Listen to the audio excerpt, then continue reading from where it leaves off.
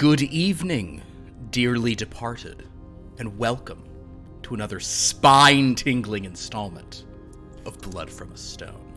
My name is Philip, and I am your Dread Master, and around me on three sides, or kind of on two sides and one diagonal, are the wonderful players for the evening. Say hello, players. Hello. Hello, players. There we go. Sometimes they do the joke, and sometimes they don't, and I'm cool with whatever anyone wants to do.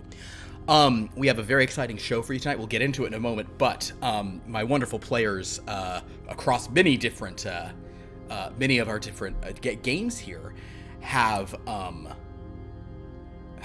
they gave me an advent calendar of dice. So I've been opening them. I've already opened two, because it's December thing, but I'm going to open them on stream when I'm here at night. So here we go. Where's three? Somebody find three for me. Over here? That three? Is that right? Yeah. Yep. Looks like three to me. All right. Let's see what we've got. Is it open this way? Oh, no. Oh, shoot. I just tapped in 22. Ooh. Uh-oh. Ooh. It's a red D10, and it has a little Santa hat, and it says, I don't know if you'll be able to ever focus that. It says nice. As in, like, the nice list, as opposed to the naughty list. But that's very exciting. Ooh, yeah, maybe focus, almost, kind of, sort of. That maybe. Oh, there we go. Nice, look. Very cool. So, thank you, guys. Well, that means I have a bunny rabbit one, and I have a nice Santa hat, so I have a, which one should be the 10s and which one should be the 1s? On here. Bunny, can you hear me? Bunny should be 10. Bunny's 10? Yes. All right. Fair enough. Bunny will be 10. Well, anyway, everybody, how are we all doing tonight? We have a hype train. We already have a hype train going. Oh, hype train. Well, what do I do? Oh my gosh. You say, great. Thank you for the hype. Thanks for the hype, everyone. I appreciate it, and they explained what this is to me, and I have already forgotten. But yeah, thanks. Keep the hype train going. That's very exciting. And I'll talk for a moment. That I guess, or we'll also get started. But I'll talk for a moment. So last week we had a first on the channel, and for me, really in gaming, and in most contexts, we had a one-player game where Siobhan, who was one of these members of the Order of the Opal Octopus, kind of went off on her own. The previous session, she ran out of the room seeking water, and she went on some adventures last week. We learned some pretty interesting things about her that none of these other individuals know. And we're kind of going to keep it that way. From them, I think the players may or may not have talked to her. I don't know about that, but characters don't know about that. So really, all we know to catch you up on these characters here is that they have come to the area of Thatchford cum Lowgrave here in sort of mid-northern Merkshire. They've come up from the city of Merk. They are on a mission for the Order of the Opal Octopus. They're kind of trying to find a woman named Darla Quicklime who has gone missing while searching for the Dark Lords and Ladies flower, a very rare flower that was said to be growing in the area for the first time in many years. While in the town of Thatchford, just really all that happened is they got to the inn. They shot Sarah Quill in the face with whiskey. At least that's how she would phrase it. And it didn't take long for things to kind of go off, for things to kind of get dark for them. They found a room full of paintings of pine martens that had been painted with their mouths and their paws covered in what was meant to look like blood was actually red paint. Around this room where Darla Quicklime had been staying, it also looked like the room had been ransacked or at least searched before they arrived. Sarah Quill had a bit of a lapse in sanity, a brief lapse in sanity in which she experienced some voices, some uncertainty as to whether or not she was hearing. There was a lot of talk of a figure called Old Ben Charm, who had something to do with this inn called the Sixpence-a-Head. And Sarah Quill kind of didn't get the full story before she was asking questions about why it was a hanging and not a beheading and here and there and all sorts of crazy things. So the point being, she heard someone saying Sixpence-a-Head. And she nearly tumbled down the stairs. She kind of suddenly, I don't even remember which phobia or mania did you develop, Sarah Quill, in response to that? You said that I was struck with Is it an abulimania? intense sense of indecision. Oh yes, I think it was that. And we will say that has you were gripped by that for a moment. You did eventually make it back into the room, but you are kind of like out of your mind a bit. Meanwhile, Judge Alistair McGregor, trying to who's a kind of somewhat elderly for the time period, at least, a very large-statured judge. He was trying to peek under the bed to see if anything was hidden there, and he threw out his back. It was around this point that Siobhan ran off. So now Conrad is kind of the only able-bodied member of or sort of like the only sort of currently in possession of all his faculties member of the group. We will be resuming with him in a moment. I also want to say something about Conrad Bourgeois, or at least this is kind of not about Conrad, but it's something about Zane. I don't mean to out you too much on this. 2 weeks ago after that session, after a bit of kind of just conversation, Zane basically figured everything out. As far as what some of the invocations have meant for the realm of paradise. Now, that is your information to share freely with the players if you want to, but if you want to keep it, secret and kind of crazy, you're entirely welcome to do so. But I do just want to mention that on stream, that one of the players did some Googling and put some things together and asked a question that was like, okay, he's got it now. Not that Brilliant. it really, I must say. not that it really. To be fair, he only had to Google because he did not know the name specifically. Of course.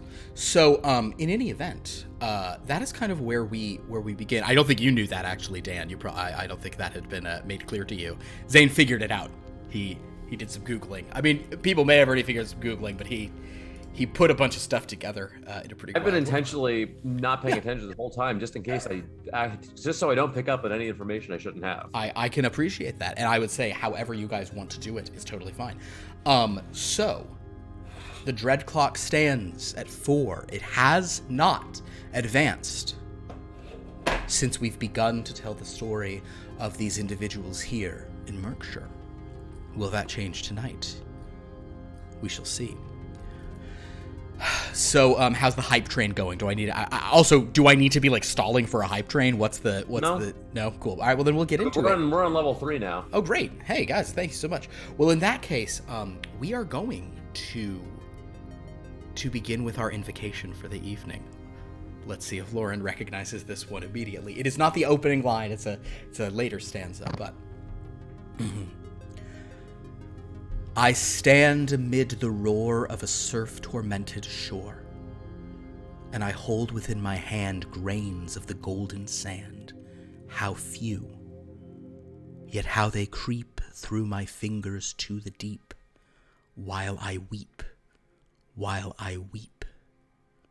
O God, can I not grasp them with a tighter clasp? O God, can I not save one from the pitiless wave? Is all that we see or seem but a dream within a dream? Whatever could that mean? That's the name of the poem, folks. That is the name of the poem. That is entirely true. So, Conrad, Sarah has probably taken to sitting in a chair or on the bed or potentially on the judge. The judge is kind of on the ground, just his moaning has declined a bit. They both seem to be in a state of, not peril, but agitation. Siobhan has run out, leaving you to sort of deal with them. It is the mid-afternoon. What, sir, would you like to do? And I'm in the room currently. You are still in the room, the room that Darla Quickline had occupied. Are you? Yeah, Lauren, go ahead if you have something to add. Just to clarify, the affliction has been cleared, or I'm still a little hazy? You are now in possession of your faculties. Like, I'm not like demanding that you still remain that, but the implication here is basically you can kind of role play that for a bit. Basically, once you rest, you will have gotten past that sort of what they call in this game temporary. It's lingering, but it is, not. It is lingering, but like if you're not in any danger at the moment. Okay. Basically, you and the judge are sort of out for a beat. Conrad, it is entirely within your it's would be entirely within your rights to just sort of stay there and just kind of keep watch over them. But if there's anything else you want to do, I guess again to recap, you've gone through all the pictures. You've gone through. You have found that someone had already forced their way into the dresser. No one has found anything under the bed, although it didn't seem like anyone had scored a huge roll on that. Oh, one more thing I do want to mention to everybody. You only get luck back if you spend luck here and there. So I do encourage you. Basically, you get to make a check like any other improving a skill check on your luck at the end. And if you roll over your luck, you'll get to add a d10 and regain luck. So like, I'm not saying just burn all your luck all the time, but I am saying you may want to use some luck. Speaking of which, do you need to do that? I realized I didn't do the level ups from that or my libraries last time. Please. All right. Do you want me to do luck or library first? Do library first. All right. So my number on that is a 60. All right. So I rolled a 56. So that's bad, right? That is so close, but sadly no. And unfortunately, you cannot use luck on these. Yes. So you were very close, but you were unable to raise it. Now my luck is 55. Okay. That's a 60. Roll a d10. That's a 7. Great. Right. So you now have a little more luck for the future. Excellent. I'll also tell you guys. I'm gonna tell you guys out of game. Does anybody know? Does anybody know what Siobhan's current sanity is? I don't know. Is it less than mine? Because I'm not doing great. Actually, that's all I'll do. Yeah, Sarah Quill, what is your current sanity? 44. I'm only going to tell you if hers is higher or lower. I will not tell you what the number is. Fair. Siobhan. Let me see, Siobhan. Lower. Oh! Nice. She started pretty high. Fun thing about if we're not in this game to lose our minds, we're not doing it right. I mean, that's sort of a thing. So, apologies for that sort of digression there, Conrad Bourgeois, but at this point, we will say that is kind of what you've experienced, what you've sort of seen. There's a few moments of them calming down. Is there anything you want to do, either now or this evening, as you kind of are just going to let them convalesce? Yeah, and I do want to kind of check on them. Okay, of course. Hey, Miss Sarah, Judge, how are you both holding up there? Oh, I'm doing okay. I think I might be doing very poorly, but I'm not entirely sure. I can't decide how I feel right now, to be quite honest. Well, I think maybe you should just sit down and rest for a little bit. Judge, how about you? How's that back? Oh, it'll be all right. It acts up like this every so often. Just the old war wound acting up again. Well, so I want to kind of lean down, look as if I know what I'm doing. Like understood. Examine, it looks like, I think you'll both be okay. So in that case, what you would do is go ahead and make a medicine check. Just for the heck of it, because this is not really first aid. This is you acting as if you have some expertise in the scientific field and such. 69. 69. You have absolutely no idea. And while I'm down there, I just want to take a peek at what the judge was doing under the bed. Oh, understood. A spot hidden check then. That's fine. Well, that was a 91, so definitely way over.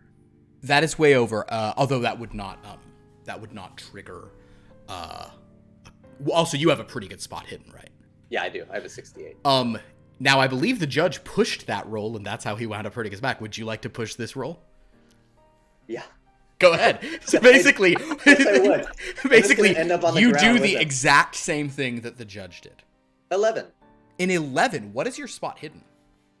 It's 68, so my ultimate super ultra success is 13, whatever that one's called, extreme. You have just scored an extreme success. Ooh. So Conrad, basically you attempted to do exactly what the judge did, which was kind of like bend too low and like look up from under it, except kind of just because of your general, kind of like athleticism and, you're kind of, you ride on the ranges a bit back home. You're able to kind of support your body and you look under, and this was actually an extreme success to find. So this probably changes everything that's about to happen. It's not that there's something hidden under the bed. You see a lump within the mattress underneath. It could just be some bunched up fabric of the bed sheets and the cloth, but something about it seems intentional, it does not seem like it's simply bunched fabric. Y'all, I think I see something here, and I proceed to explore what it is. Excellent. I'm gonna have to turn to a completely different section of this. Question: Yes. Where I'm sitting, can I see him like pulling up the covers? Yes. Honestly, Okay. Conrad, what you're kind of doing is you're now like moving the mattress off the bed and almost like standing it up on one side. And in fact, you probably do have a pocket knife or some kind of. I would imagine you have a thing. You are going to. You realize you have to cut into the mattress. Because there is something, you can feel it. It is about, I know exactly the size of it, actually. Hold on. I can tell you the exact dimensions of what you're finding. It seems to be around 7.5 inches by maybe 5 inches. Say the dimensions again. I missed that. 7.5 inches by 5 inches, kind of rectangular, hard. You would probably suspect it is a book. I proceed to cut the mattress open. Understood. With that, you cut the mattress open and you pull out of the mattress what looks like a journal bound in black leather. This does not appear to be a published work, but is a journal about an octavo sort of kind of like binding and printing style. Hey y'all, it looks as if I found some sort of book that wasn't intended to be found here. And I go ahead and I want to go and sit down by them and just start to open it up so we can all look at it, like story time. Okay, perfect. Yeah, they're neither of them are in such a bad situation that they cannot sort of follow along with a book. You open it up. It appears to be extremely old paper. And it seems to be handwritten. Are you flipping it just kind of like through, or are you going to the first page? I want to go to the first page. The first page. I'd like you to make another spot hidden check. Ooh. And this is more just 75. 75. Yeah. I also forgot. I'm not supposed to call for them in this game. So anytime you want to inspect things, you should say, "Can I make a spot hidden check?" Sorry, okay. That's on. That's a D&D habit. So the first page in a very, I wouldn't say a faltering hand, but like a very fine hand, sort of like gentle looping letters, kind of a script, is written. The laborer's account. There's like a line underneath that. So as if titling this book, The Laborer's Account. Seems to be some kind of book, The Laborer's Account. Anyone? Judge, that make any sense to you? I don't know. It could be about lots of things. Do I know of any laborers around the area? Any labor groups? Any organizations? Make a history check, I suppose. What's my head? No. Oh, I mean, My history is 74, but I rolled an 84. Not gonna push it. You have no idea. I mean, you know all laborers are low class, and therefore,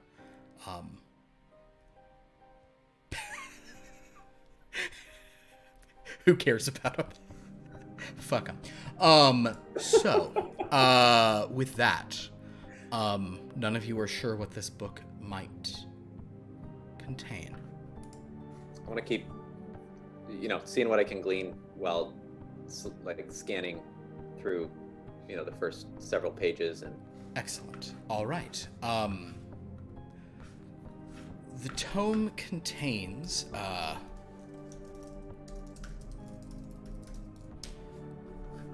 an account of a man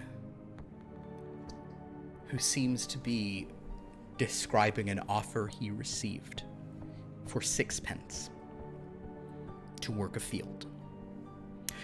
The main thing you do notice, no roll required, however, is that once you've turned that first page, the hand is extremely different. It is still handwritten, a much thicker ink, much of there's blotting kind of bleeding through these kind of very thick pages. It is also only being written on one side of each page. It is describing in first person the offer from Ben Charm for 6 pence, which at the time was considered a very good rate to work a field. 6 pence-a-head.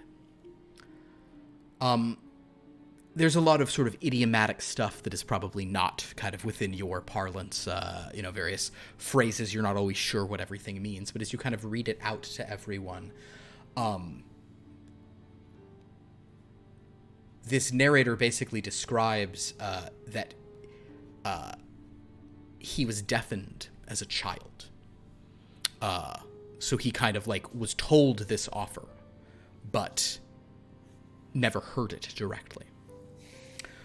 When he went to work the fields, at some point he says everyone began behaving very strangely. They sort of stood in place, staring motionless, and he believes that old Ben Charm was singing them a song. Soon they all joined in the singing. Then, almost as if a dance, they gathered rope and hung it over various trees in the orchards of the fields they were supposed to be working on, and climbed up, sort of, stood on barrels, stood on everything. He goes into very much detail of the things he witnessed, how he was trying to pull people away. He could convince no one. He could not hear. But it seemed to be driving them mad. Among those who heard this was Lord Cravengate himself, who had come out to see what the hubbub was, and soon he also threw a rope around a tree. To the horror of this narrator, they all hanged. Later, he accused Ben Charm to others in town, and Ben Charm made no denial. He himself was to be hanged. Now, the narrator says he did not hear the words himself, but kind of based on reading of lips and what was kind of told, told to him with a close reading of lips later, is that old Ben Charm was asked if he had made a deal with the devil to so bewitch these people. And he said he had. They asked him what he got. He said 6 pence, 6 pence, 6 pence.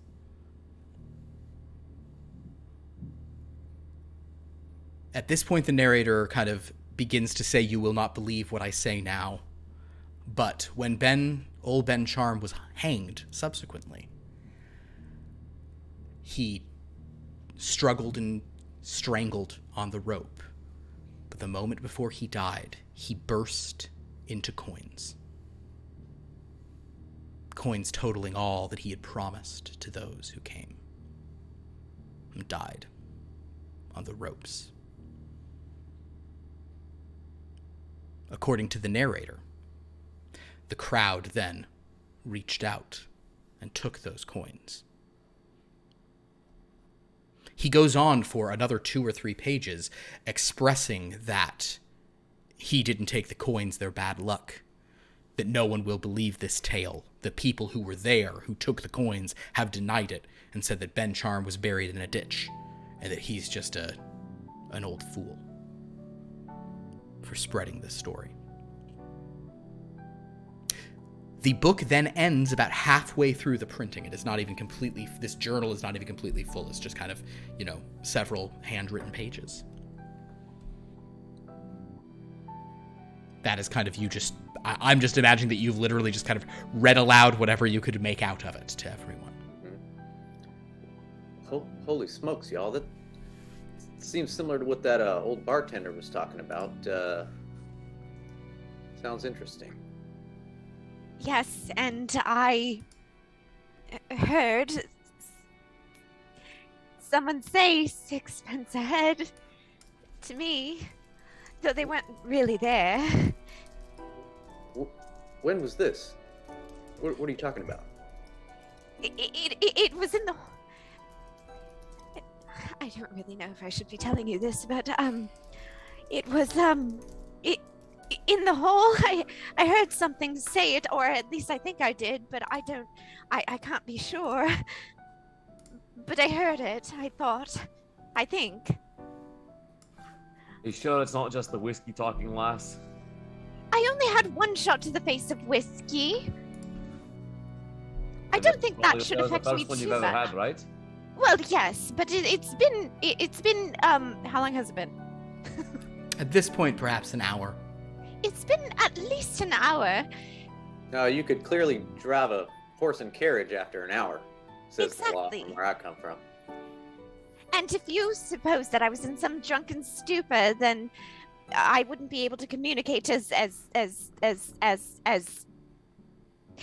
as I am now. You're doing quite such a good job of it. It does sound kind of funny and interesting. Are you telling us that something supernatural perhaps happened to you, or was there someone there that maybe could have just whispered at you? Well, I'd love to believe in the paranormal, but I would like a proper explanation for what happened to me in the hallway, but there is nothing that I can think of, at least I think, that could explain what happened to me or what I heard. You did come back in quite a panic. I ain't never seen you like that, and we did go through some really interesting stuff together. That lady and that Philip in the room, back at the Order of the Opal Octopus headquarters there. I keep thinking about that book, though. That hearing impaired fella, he didn't get affected. Perhaps we should invest in some cotton to stuff up our ears should we need it. Perhaps. Might as well. Before I do this, does the Odyssey exist in this universe, Philip? Yes, or rough equivalents, absolutely. Go perhaps, ahead. perhaps like as we near some sirens, we should get some wax for our ears. I like the idea. Should we search around the room for, what is there, like cotton in the mattress or? Yeah, you tore that mattress out. There's certainly stuff one could stuff one's ears with within the mattress.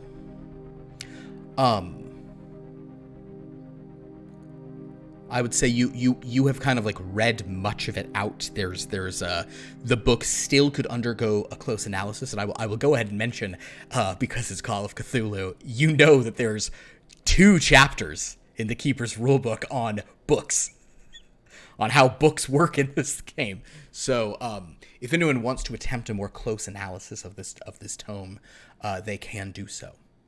But I'd love to take a closer look at this thing. Wonderful. I would as well. Okay. Be my guest. I will actually say that given the sort of size of this book, you know what though? It is only half filled. It will take hours to look over, so you guys will probably want to do it in order. Who would like to go first? You won't be able to do this kind of. You'll have to both take a turn at this, basically. Who'd like to go first? I'll go first. Start to you, Les. Sarah Quill will look first. All right, Sarah Quill. The first thing I want you to roll is a spot hidden check. Okay. So you carefully examine the tome.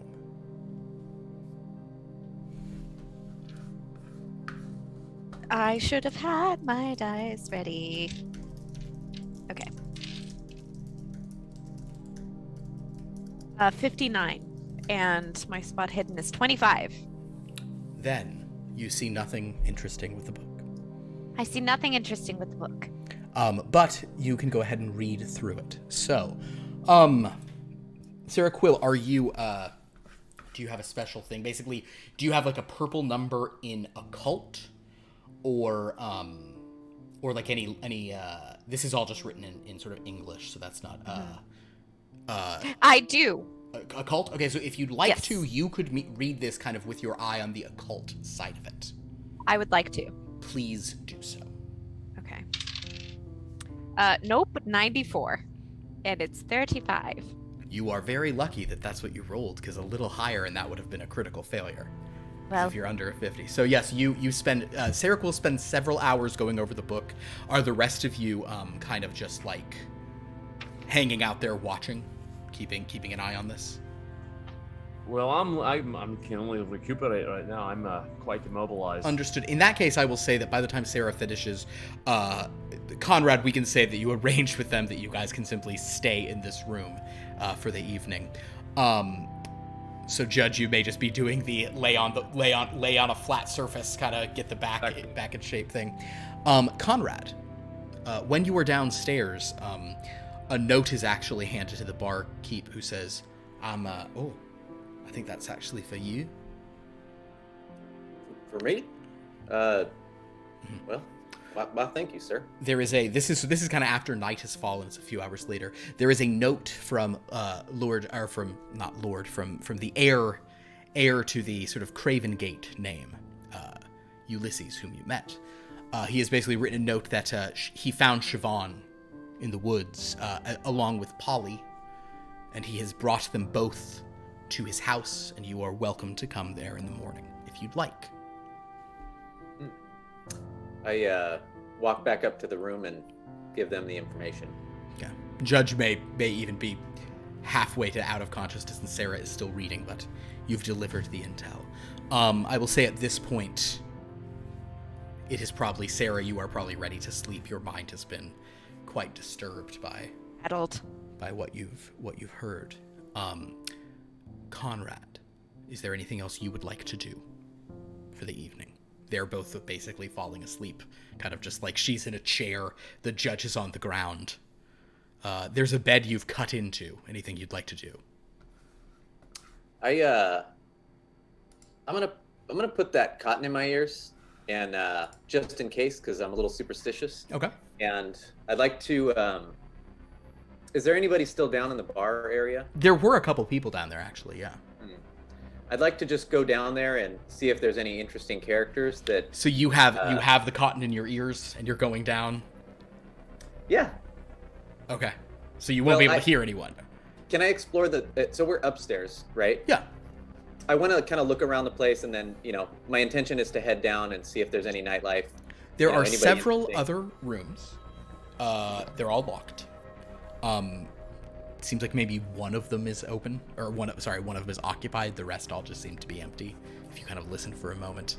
Again, if you've put cotton in your ears, you can't really listen to the doors. If you've just got it ready to go for sleeping, that's fine. But I'm just curious if basically you were walking around unable to hear.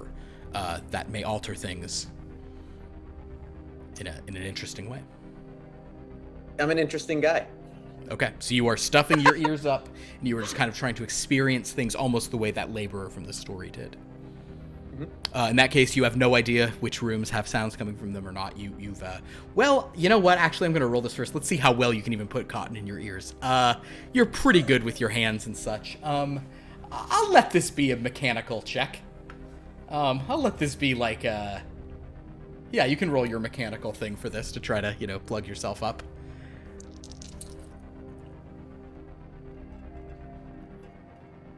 63, and I'm at a 90. Then, yeah, you know, it's a pretty simple task for you. You're an engineer. You understand how to do these things. You've invented. So basically, you stuff your ears. You are you trying to make it so it's like not even seen?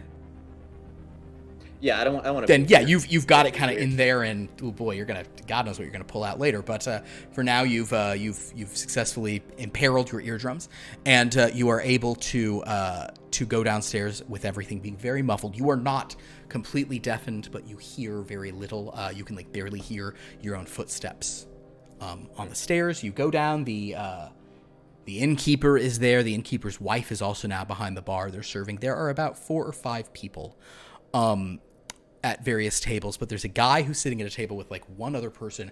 He is a very big dude. He's wearing kind of just like typical kind of laborer's clothing, looks like a farmer of some kind. He seems to be, you can as a dull roar hear him laughing and talking. You see the landlady shooting an irritated look at her husband, who's just kind of like, you know, and he kind of just shrugs and gestures to some money that is on the bar and just sweeps it away as if, you know, whatever. The guy had money today, so he could be as loud as he wants. That is who you sort of see down at the bar. I walk over toward the bar and sir, ma'am, I'll take another shot of that whiskey that you poured us earlier, please. He pours it to you. He says something. You don't really hear it. Make a psychology roll. Probably didn't get it. Oh, I didn't get it. 88, and I have a 10. You have no idea what he's sort of saying, and he just kind of stares at you for a second. He says something else. I get a little frustrated, and I pull out one of the ears. Okay. And what was that? He's basically just asking why you were shouting. This might sound kind of funny, but that story. What if you did hear that gentleman saying 6 pence a head? I mean, what does that happen in this place here? The wife immediately starts talking. Oh, sure, dear. It happened all the time. Everyone hears it and goes running and screaming in terror. Did you hear it? I didn't hear anything, but somebody in my party, you know, they may have heard something a little more weird. Sensitive than you then, are they? I don't know. I've been stuffing cotton in my ears, so I aren't hearing anything. Oh, careful, aren't you? The barkeeper's like, that's why I couldn't hear me then. She's like, well, fair enough. I guess it's better to be safe than sorry. If you want to be really safe, you could take a stick and just gouge your ears out, eh? If you never want to hear it at all. Don't do that.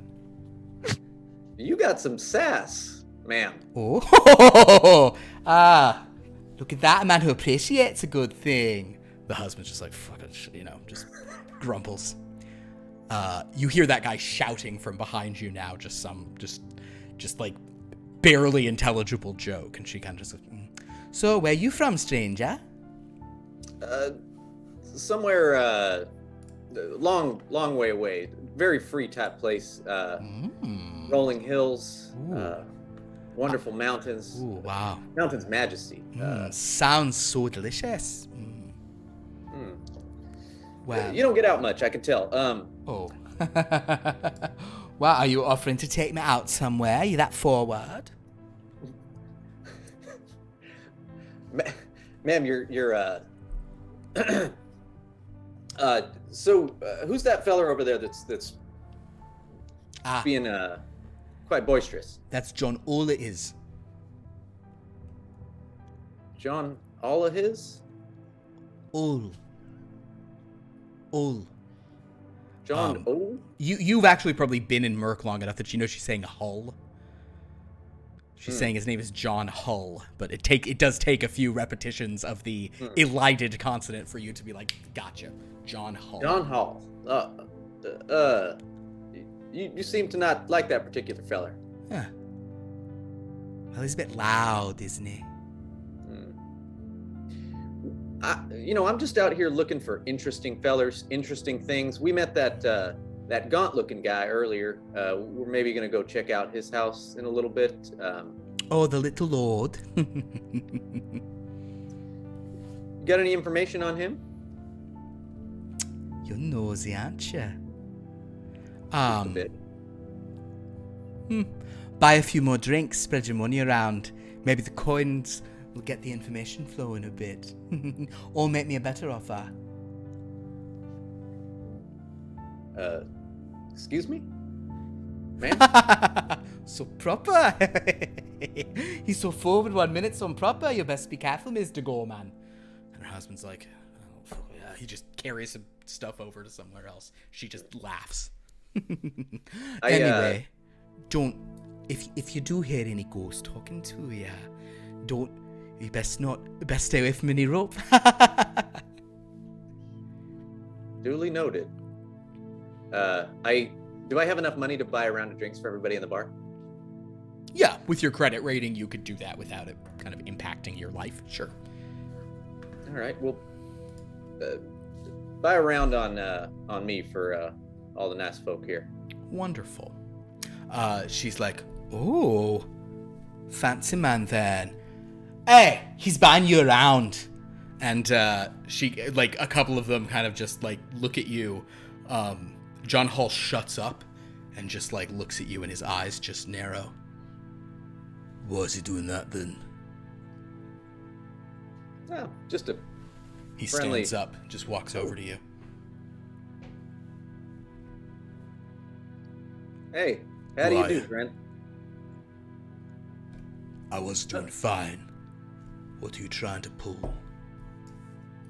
I'm just not from around these parts, and that's how we make friends where I'm from. So enjoy the drink and have a fantastic night. She hands him a drink.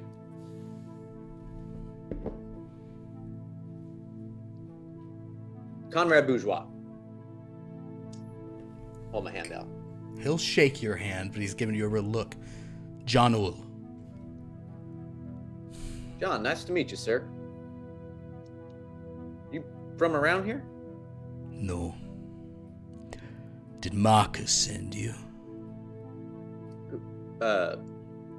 Marcus? Marcus? You don't fool me for a second. Sorry, I'm not familiar with the Marcus. Is that somebody you're acquainted with? Aye. I take it you're not friendly with this Marcus you speak of? Alright, so an interesting thing is going to happen. He is going to simply make a psychology roll to see if he thinks you're lying. This guy is not amazing at this. So if there's anything you would like to try to do to maybe improve his chances of realizing you're not lying, if there's any skills you want to do, I will allow you to try to pitch something or do something. So, sir, the name's Conrad Bourgeois. I don't know a Marcus, but I'm an inventor. I've been working on an invention to send pictures and information over long distances. I've also invented a custom corn shucker that can take, the work of 10 men and, day's work of 10 men and make it happen in 5 minutes. I'm going to say, based on you kind of giving him like a quick explanation of who you are, what you do, I will let you choose between charm, fast talk, or persuade, but I do want to know which one you're using. Let me check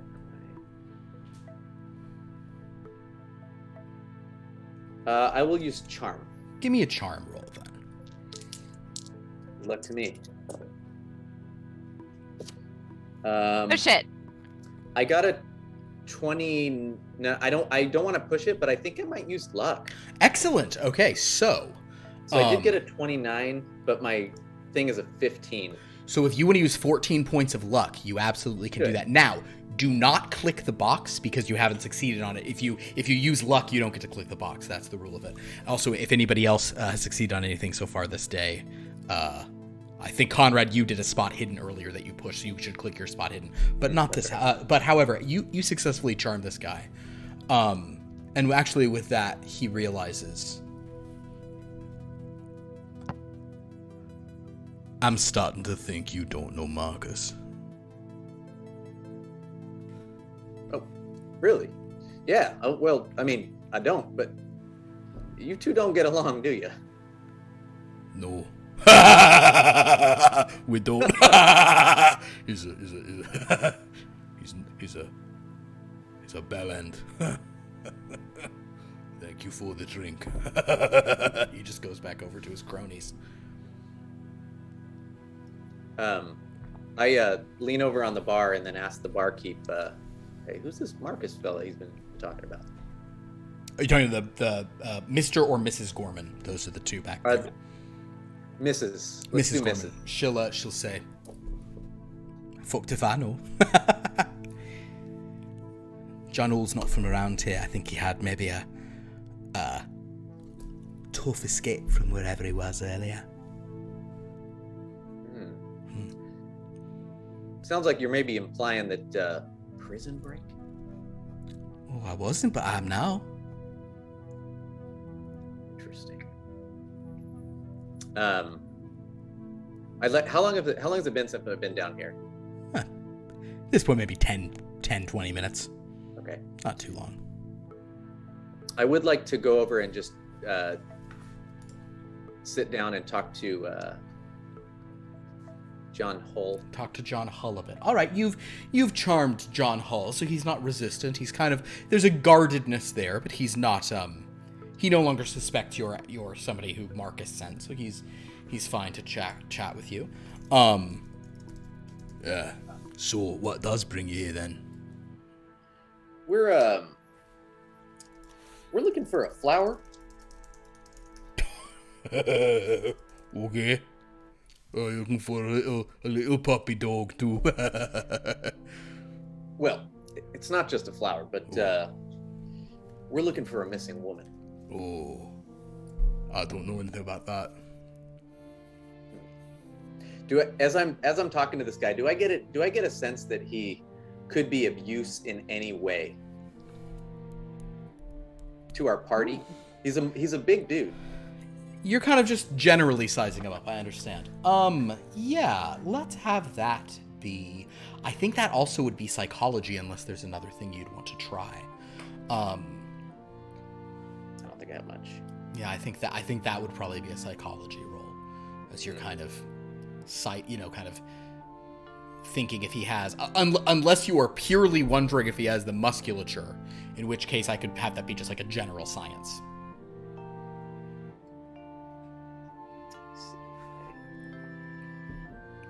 Oh, yeah.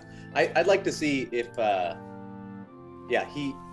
like to talk to him a little bit more before I make any of those determinations. Okay, cool. So you chat with him a bit. We won't roleplay all of it, but he seems to, warm to you a bit eventually. And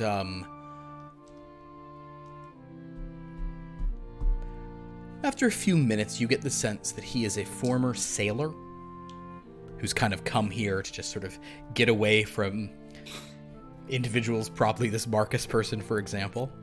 And he's now just working as a farmer. He seems to be a guy who just lives completely in the moment. Whatever money he earns, he drinks. Or gambles, and then he really drinks. That seems to be one of these nights. He made some money playing some game with the other farmhands, so he was able to kind of come in here, get the good stuff. I think that's what you've gleaned from him at this point. He still seems guarded about certain things, but he's willing to just kind of, complain to you about how irritating this town is, stuff like that. Well, John, if it's okay if I call you John. Sure. I was, me and a couple acquaintances are out here, and we're trying to perhaps solve a mystery, and I was wondering if perhaps you might be interested in maybe exploring a little bit with us. You seem like a strapping, pretty strong type of guy. Makes bold decisions in his life, and yeah, I'm at that. I'm bold. If we were to leave here in the morning, maybe check out and wherever we're going, I'm trying to remember the name. Of the Bitter place. End. Going to a place called Bitter End. I was wondering. Bitter End. Perhaps maybe you join us. You want me to come with you to Bitter End? Is it a weird question from around here? That likes for me to be welcome there, but I mean, what are we up to? We're gonna find a missing lady. Oh, you think he captured some woman? Fancy man. Not quite sure, but... So we go in and we... He kind of leans forward now. He's into this idea. So you're saying we're gonna go find a lady, maybe hurt a villain a bit, and then once the geezer's out of the way, big nice house, we take something, take a few things. That's the plan. Perhaps. We like to do it with discretion. Oh. But I'll tell you when the moment is right. That discretion. What's that mean? Sometimes it's a time to be rough, and sometimes we're delicate. With Piss our that. approach. No. But if the money's good, yeah, I could come. We got a rich girl with us. All right. What time we leave then? 7 a.m. I'll probably be asleep by that fire. Just kick me a couple times. Will do, sir. I'll see you bright and early in the morning. All right. All right, night. Get up and cruise back night. up to the room. He just kind of goes back to his friends and drinks. And I put my thing back in my ear Okay. and go back up to the room, get some sleep. Perfect. Sarah Quill, was there anything you were doing before you fell asleep? I thought you might have been about to say something, and then we went off on the Yes, Conrad. before I fall asleep, I saw Conrad putting cotton into his ears, so I proceeded to do so as well and laid down to rest. How mean should I be? Don't be mean! Make for me a Constitution roll. Like a saving. Oh, Just a roll. we don't have those. There's this. It's just God all one. damn thing. it. You're just gonna make a Constitution roll. You're pretty Wait, high on that, I think. It's up I in the think I am. orange boxes. Yeah. Okay. This is an interesting kind of mean I'm being. I think you have 43. 43. Well, what is your score? You have a pretty 80. good score. Oh, 80. You're fine. Without any, you don't fall asleep without remembering to do that. That's all that roll was. Oh, okay. Thank so you. yes, you put the cotton in your ears. Well, I appreciate that. And you sleep with cotton in your ears. Conrad Bourgeois does the same. Alistair McGregor, you're asleep as well. I'm just going to roll something here real quick. I'll not worry about that. You all awaken in the morning. It's probably 6 something. It's sun shining in. Alistair, you regain 1 hit point. And though your back probably hurts, you are able to function once again. Sarah Quill, you wake up, your abulimania is suppressed. Only suppressed? Well, it is not present right now. I say suppressed because oftentimes, like you want to have these things flare back up, like rather than just giving you a million different phobias, Fair. you kind of keep them going. But it seems to be you are past whatever kind of mania. My indecision has been, it has subsided. Precisely. Yes. And all 3 of you are now awake here in the morning. Is there still time for me to take a look over his diary? If you're willing to spend a few hours, although honestly, your language own is pretty high, right? It's a 99, so yeah, it's a little high. Okay, given that you have a 99 of language own, I'll say you can do it pretty quick. So if you do want to kind of wake up and take that kind of over breakfast, you certainly may do so. Judge McGregor, did you say something? I just ignore her. I can't hear you. I just completely ignore her. Do you want me to make a language on roll or something? Please make a language own roll. Largely because one of the main things one can find from this book is based on a language own roll, and I figured you would do that. That's seem like no one is- 76, so that is a success, but not like It is not a hard success. So, do you want to spend a bunch of luck to make it a hard success? You're welcome to. Or you could push the roll. I'll push the roll. Understood. So basically, you read, and they're kind of like, in the meantime, they're... 52, so I will spend 3 points of luck to make it a hard success. Now, I think you cannot spend luck when it's already been pushed, but Never mind. in this instance, let's allow it, because that's... Because it's also hard to have you put... Let's allow that, because you have succeeded both times. This is about really finding something that's weird. It's all right. I'm like, look, there's a lot of stuff going on. I'm doing what I'm best at right now. Indeed. So go ahead and spend your 3 luck. You manage to basically... You almost don't see it, and then you just drop the book and it's open on a page, and you see it again and say, okay, this is perhaps not even that interesting of information, but you've become certain of it. Every once in a while, the pronoun describing this tale switches from first person to third person. In other words, as you kind of now look back over the tome, and you're sort of spending it's getting honestly probably like a little later in the day here. We'll catch up with the other 2 here in a moment. But as you look this over, Judge McGregor, whoever wrote this isn't the person who told the story. They were dictated this story. You are fairly confident based on sort of certain changes that were made in places where first person instead of second person is used inconsistently, or first person instead of third person is used, that kind of stuff. Some times where it says I did this, and like as he watched whatever, kind of as if a certain carelessness was taken. Interesting. Well, then it looks like there are 2 possible people we can track down to find this. Either the person whose story it is, or the person who did the writing. Based on what you have heard about this tale, it appears that this was a long time ago. Okay, all right. A couple hundred years, probably. Oh, well, never mind then. Unfortunately, that part, yes. But there does seem to be something seems off about that. And with that roll, you are very confident that, though this was the tale of someone who apparently could not hear, perhaps they also could not read and write. Gotcha. All right, well then. I'll keep that in mind, and if it becomes a pertinent piece of information, I'll make sure I recall it. Perfect. The other thing you notice, though, just with the basic success that you had already had, a closer read of this,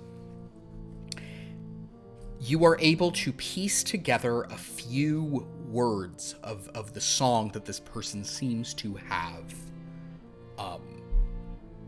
heard from, of the lip reading that this person did. Mm-hmm. And the words that they seem to repeat, the words you have seen a few times, are score and more. All right. Good to know. I'll the next time I see my companions, I'll let them know that I've found this information out, and I will also make sure to be on the lookout for any other materials containing this. Wonderful. In the interim, sort of basically your departure is delayed a bit as the judge is kind of reading. Conrad and Sarah, eventually I assume you take the cotton out of your ears. What I'm not sure you saw is that Conrad was telling me that I had them in my ears, and we had this silent communication of, oh, this has to, okay. So you've done that at this point. Yes. Conrad, if you go down, John Hull is asleep kind of in front of the fire, kind of by the embers. I did first want to let the party know. Understood. Well, you guys can wait a bit. He does wake up around 8 and kind of just wanders outside. Are you and Sarah spending your morning up in the room, or are you standing it kind of down in the common room? Yeah, and is he in the room too, or the judge is upstairs? I would imagine judge. Or did you read downstairs in the common room, or are you reading probably upstairs? Absolutely not. I need a nice quiet sanctum. So basically, this novel. The judge is upstairs in. I want to go down and see if there's maybe some. Is this perhaps a breakfast in bed type establishment? They will send some food up to your room, no problem. Some blood sausages and crusty bread. I don't know how they run things where you come from, but normally we have the bed before the breakfast. We just do it all in one. Here's breakfast. Here's a bed. Here's some waffles, a couple of rashers. Yeah, exactly. So you all, basically, you can, if you want to ask them about that, we'll say it's around like maybe 9 or 10 at this point. By the time Alistair's kind of discovered this and in a position to talk to you, you can address the party if you'd like.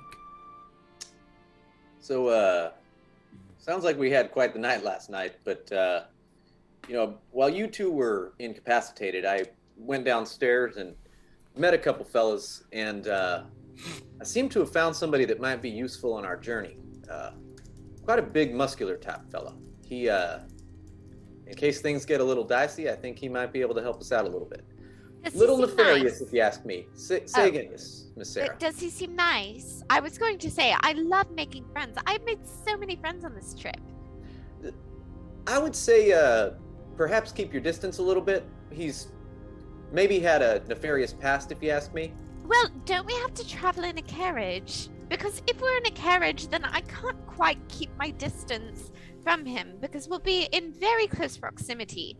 So I will try my best. So I can sit on the opposite side of the carriage from him, but I cannot promise that it will be very far. But it seems like you trust this individual, so I will assume that he is a friend from here on out. Even though he is nefarious, because we are in nefarious business now, because there could be a murder most foul. Quite an analysis, Miss Sarah Quill. I like the way you think today. Sounds like you really cleared your head after last night. Oh, well, I think I cleared my head when you informed me that I had the cotton in my ears, and that really helped to clear everything that I was supposed to be hearing. So now I can hear very clear. So thank you very much. It was a metaphor again. But why don't we, maybe we can go down and meet our friend John Hull. Sounds well enough to me. It's always good to have some extra expendable muscle around. Like the way you think, Judge. All right. I'm all staggered to my feet. Understood. You guys head downstairs. John Hull is sort of kind of sitting now in the main room, just kind of waiting, just grumbling. When he sort of sees you all, he's like, it's about time. He sees Sarah and he's like, kind of snatches his cap off his head. I like to give him an inspection up and down. As someone who's if you would have to put me in between a scale of 1 to 100 in terms of size, I'm a 90. I'm not saying I'm like a muscular type, but I am large. How much does he rank close to me? He is. Let me look up his thing. Hold on. He's below you. He's a big guy. He's like a 75. Right. But right. you are even bigger than him, and he probably has more strength and con and things than you do. Yeah. But there's kind of an undeniable thing of you're kind of a mountain of a man, so there's certainly a but more than that, there's a certain grandiose corpulence to me. And let's not mention the fact that you are well dressed and aged, and clearly you look like a law person, and there's definitely a sense suddenly of so now there's this girl who's really dressed all fancy, not the kind of person he ever talks to, and now some rich guy or old guy who looks authoritative. So there's suddenly he kind of was half standing about time, but now he's Can I try reading into the way he's reacting to seeing me? Do a psychology roll.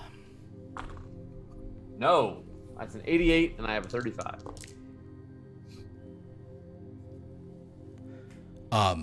He's just kind of takes a look at you. John Hull, meet Sarah Quill and Alistair McGregor. Hello. How do you do? How do? It's so nice to meet you. He's told me so much about you. He said that we would be the best of friends. And can I hold up my hand? Just expectantly. You hold out your hand. He will. He'll just kind of like. He's just gonna like. He kind of like not hard, but just kind of like slaps it like. I see that is your custom here. Hold out your hand. She slaps it back. Right then. So, Man. Mr. Hull is going to be joining us on our adventure to go find the missing woman, the Oh. flower. I may, I do, that is to say, I'm meant to be out in the fields, today. Meant to be there now, in fact, just realized. I thought we. If you're, my friend Conrad here has said that you're going to be pretty useful, and if you are as useful as you say, I think you shouldn't worry about lost income or lost assets from time not working in the fields. Okay. Oh yes, don't worry about that. You know, if you're worried about your pension, I can definitely help you out with that. Hold out your hand again. I do, She slaps it again. but, yeah, alright, okay. Right then, yeah. So, what do you think? Okay. Yeah, sure, whatever you want. All right, the gang is all here then. Okay. Yeah, sure. So, we're going to Bitter End now. Sounds like. Did you have breakfast? Yeah. And, Alright, yeah, I sure. went round back, had some of the trash. I'm good. Oh, trash? Uh, You mean the discards? Yeah. Oh, well, that's Yeah. no good. Well, it's And- cheaper, isn't it? Well, it's free, isn't it? Yeah. Okay, so can I turn around and go to get, like, fresh pastries or something for him? I mean, in Thatchford, they probably don't even have any fresh pastries. They maybe have bread and some, some meat and stuff here or there. You can certainly order some breakfast, but he's like, I ate. I don't need. Okay. Well, next time you don't need to dig in the trash because we can get you food. I mean, I'm sure the trash was delicious because that's probably what you're used to, but you don't have to. But I will get you trash if you like it very much. You can eat that all you want. Okay. All right. Why don't we hit the road? Thank you, Sarah. Yeah. So, where's the direction that we're heading? Do we know where we're going? You Because I have the note from the guy. You do now. Kind of the easiest thing for you to do is he knows the area. You do have. He was sort of staying elsewhere in this establishment. You can't ask Glover, your driver, to simply take you there. I like that idea. Otherwise, you can walk, and it probably Mrs. Gorman or whoever can tell you it's probably like a maybe an hour walk, maybe an hour and a half, not too far. Well, I do not think my back could handle an hour walk. Yeah, you should probably actually get a let alone carriage. a 10-minute Yeah. walk. So you'll go get Glover? Yeah. Glover will kind of sigh and say, "Oh, fine, give me some time to get the horses ready." He kind of goes out and just pulls it up. He again tells Sarah, "Don't touch the horses." Okay. And he will sort of open the door. You're having John Hull ride in your carriage. Yes.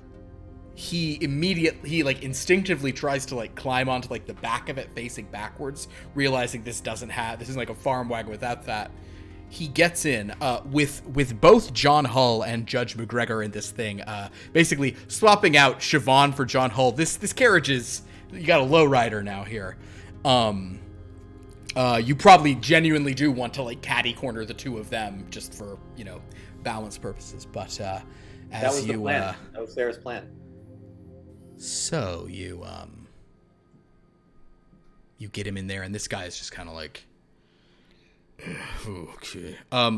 Conrad, I'm gonna say, because you really didn't do it last night, and I know I'm not supposed to call for these, but it's just, I guess it's the underlying DM in me. I do want you, just before you guys set out, Oh no. Just make a psychology roll on this guy.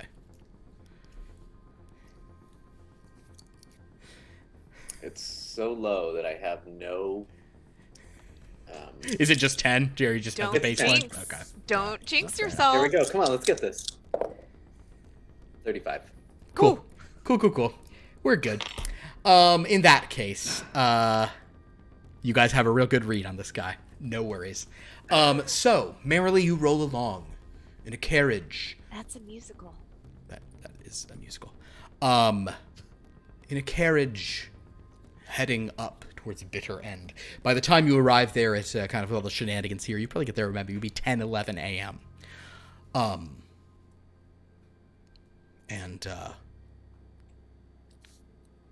The door opens, kind of an aged butler sort of steps out.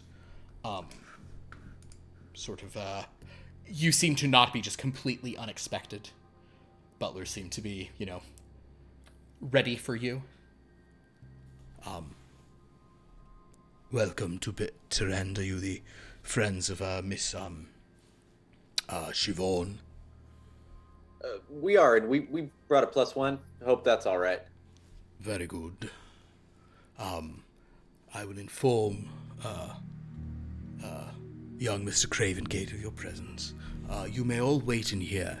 And he will sort of lead you in, and he is going to actually have you... Zane, roll me just any dice. Tell me if it's even or odd. Let's see which room he puts you guys in. Even. Even. He leads you into a den. This den has a large fireplace. It is not currently lit. Numerous paintings on the walls. There are also some nice kind of couches and places to sit. I will mention that kind of there's a bit of trepidation of John Old to come in here, but he walks in and he's just looking around like, all right. This place has some expensive stuff, and okay, he's just taking it all in. You get into this room, many paintings on the wall. There's notably a painting, kind of a gray field with this black horse, sort of striking image. Alistair, go ahead. I was gonna say I'm just gonna be staring at him until he looks at me. Okay. And then I'm just gonna stare at him like wait longer than is comfortable for him. I'm trying to intimidate him a little bit. I believe that's a skill in this, actually. There's a skill in this, yes. Yeah, let's go ahead and roll that. Make an intimidation check. Is this something you're better than average at? Yeah, I have an 85 and I rolled 89. I'm gonna spend some luck. For luck. Yes. This is a big man. Yeah, it is kind of kind of not easy to intimidate him necessarily, but you certainly managed to do it. Spending 4 luck, he looks at you and sees this. I'm gonna let you make another psychology roll on this specific reaction that he's doing.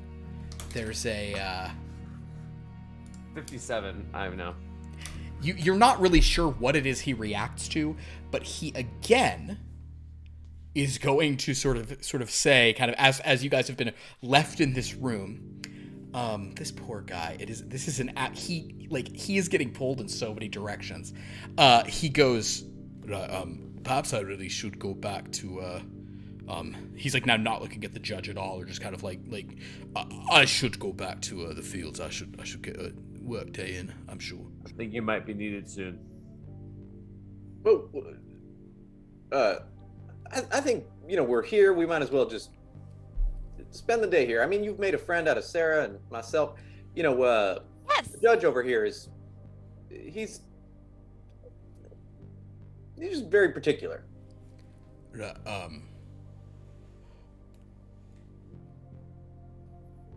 Why don't we just look around the room? Okay. I don't need to look at it. It's all very nice. It's all where it belongs. Is it? He actually will say to you very quietly, Conrad, is it? What are we doing? Yeah. We're gonna be meeting a new acquaintance that we think might know where that missing woman is. So we know. Not here. Not just yet. Do I hear any of this? Make a listen roll. The guy's trying to talk quietly, but you can certainly make a roll to kind of see what you hear. 89. Do you want to push it? No. Okay. Then yeah, you cannot hear. But he's kind of very quietly talking to you, Conrad, just like, okay. So he just kind of stands there, just tries not to look at the expensive stuff that he really thought you had hired him to come help you steal after it doesn't. He's fine. Got a lot of mixed signals from this group. You mentioned that there was a painting that was very stunning. Striking, kind of larger picture, yeah. Kind of a gray field, a black horse, sort of standing, sort of very majestically. Can I take a closer look? Is that a spot hidden? Sure. You can do a spot hidden, or if anyone is specifically proficient in like art, craft, painting, they could also. What are you at? Art. What's your number? 65. I'm 68. Spot hidden. You can both do it. That's not a roll where both of you can't go and look at a painting. 53. 53. You have succeeded. And I did not. So. It just looks like a nice painting. Sir Quill, there is on the painting side, the artistry, something is odd about this painting. Okay. The brushwork is. You see it, but it's very impressive technically. And yet at the same time, the image is kind of almost being painted in such a way where it's like created ambiguity. Like you're not sure if like the background kind of this gray field, if the background is water or land. You're not sure if the sort of like hoof prints of this horse are kind of like indentations in earth or like so water. It looks like this horse is riding on a wave in a sense, but I can't really tell. Yes, there's a but like just literally in terms of the artistry of it, it almost looks like this is two paintings in one. Judge McGregor, what are you doing as they look at this picture? I'm trying to find somewhere where I can sit down so I can rest my back. Plenty of wonderful places to sit. You can sit kind of right next to the fireplace over there. I'll plop down and I'll observe the structural buildings of this space. Make a spot hidden roll for me then, as you just kind of glance around, see if you take in anything. Question. Yep. What does a 98 mean? Is that bad? So not necessarily, unless, what is your spot hidden? 35. Because your spot hidden is below a 50, this does count as a critical failure. Hell yeah. Now. We're out here doing it, folks. Or a fumble is actually the term. Is this gonna mentally fuck me up? And yeah, you cannot use luck to change a fumble. Fumble Rooski. Oh wait, there it is. Man, a fumble for a spot hidden is interesting.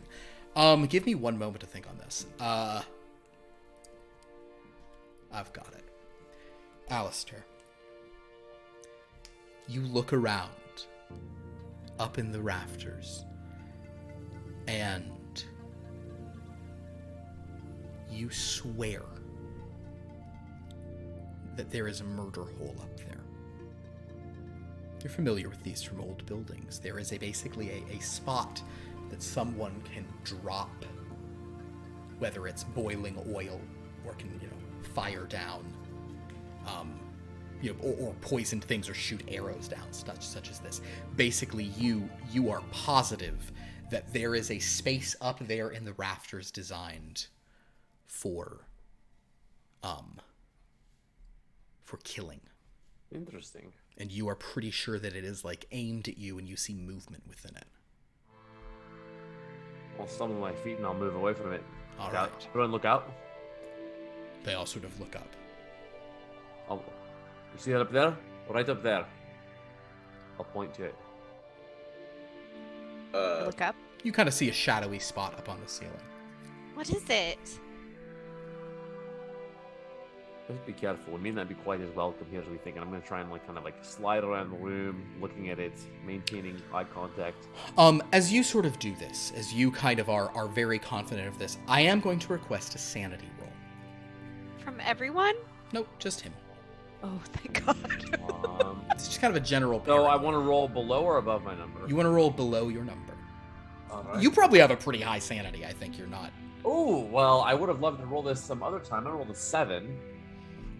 I mean, my sanity is a 60, yeah. So to whatever degree you kind of, however you want to sort of, whatever level of embarrassment or not you may or may not feel. Why couldn't I have rolled a 98 now and the 7 earlier? Certainly, although 7 earlier, you never would have had to roll the 98 now. But as you sort of look up and see this, you have had this eerie moment, and you've even said it out loud and freaked everyone out. You move around, you kind of come to your senses. You realize that you were just seeing things. Maybe it's because you were in so much pain last night. Maybe what it is. You look up and there is nothing up there. You really did just see kind of a trick of the light. Your eyes played a trick on you. You know nothing's wrong. Perhaps I was being a little overly cautious there. You see something? Because I saw some. Well, I don't know if I saw something, but I definitely heard something last night. There are things that happen in this place that. Oh, I can explain this as a trick of the light, Les. How can you explain the others away? I can't. And you should accept that not everything can be explained properly. I look over at John and just kind of go, see if he has a reaction to what's being said. He just looks uncomfortable. He's just these giant bear paws he's got. He's just twisting his Can I woolen look cap. over to John? If I look over to John, do I notice he's uncomfortable? He's very uncomfortable, yes. Oh, John, it's quite all right. There might be ghosts or not, but there's definitely something suspicious going on at all times in this town. At the hotel, especially. At the bar, I got shot in the face with whiskey only once, but it did not affect me very much. But you are in good hands, and nothing is going to happen to you. I will make sure of it. She drank a little too much last night. Okay. I had one shot in the face of whiskey.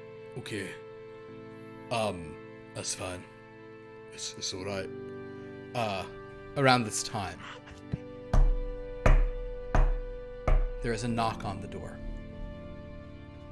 Into this tent. Oh, sounds like, come in?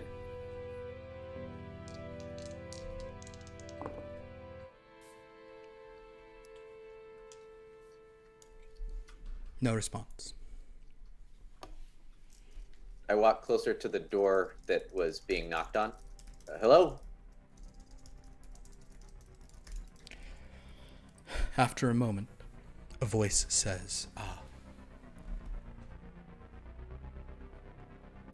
the master will see you upstairs whenever you're ready. Oh.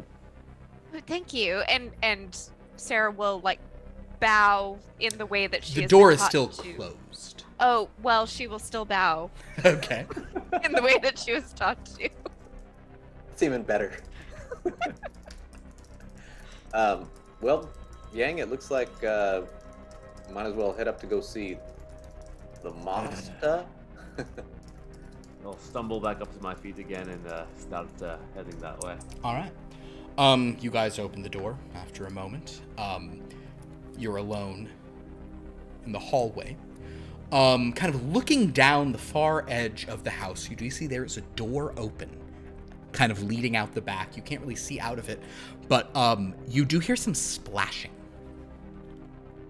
However, you see the staircase is kind of in the opposite direction, just leading up. You're alone at the moment. But there's a splash, and then a couple more splashes, and then you don't really hear anything else. How far away is it? Is it on our way, or is it? Like, it's the opposite direction of upstairs.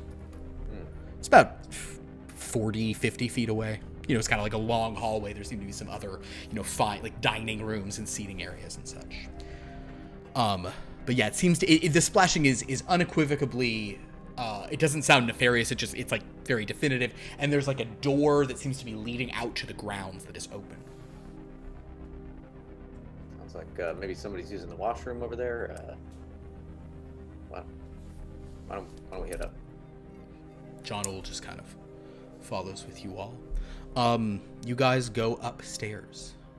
Can I take John Ull's arm? Sure. Okay.